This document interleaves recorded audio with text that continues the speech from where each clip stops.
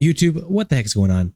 Last week, I told you guys I wanted you guys to hit 10 comments in order to get the build. Well, you guys absolutely crushed it out of the water. We hit way more than 10, and a lot of people had a lot of good things to say, so we're not just going to single out one comment. We're just do a little scroll real quick and go through everyone that commented.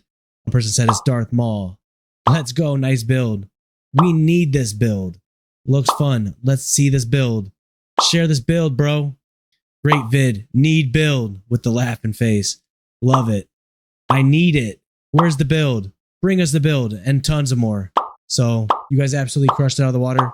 So here's the bid.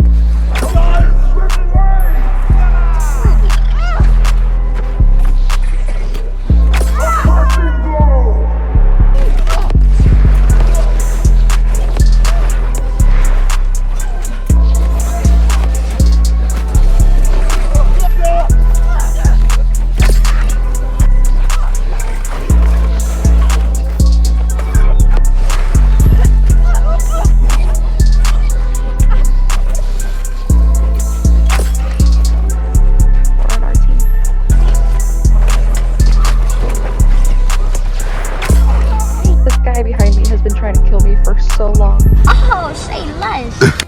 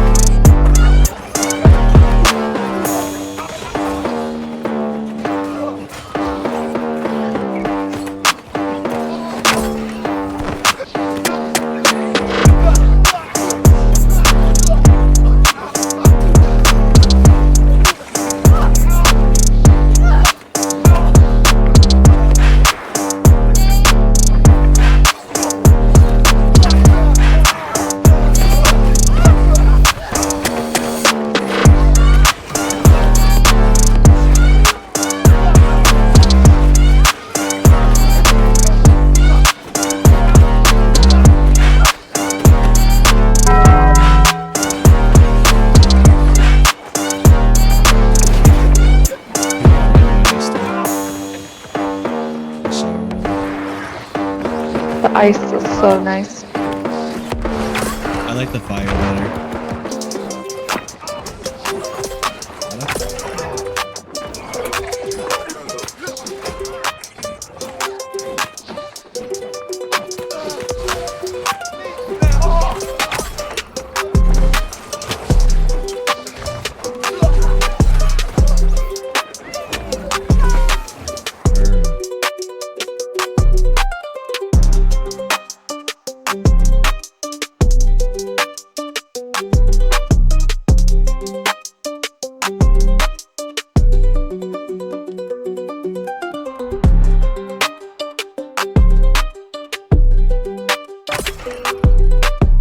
Weird name.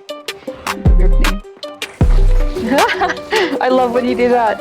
It's like they're chasing me, and then they see you come and they're like, fuck. That cat hits hard.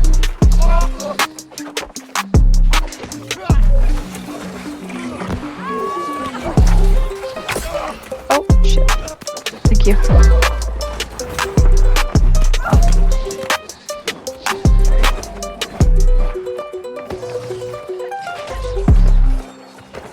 Oh, behind me. Damn it, Okay, shut the fuck up, Tango. You literally didn't do shit last game.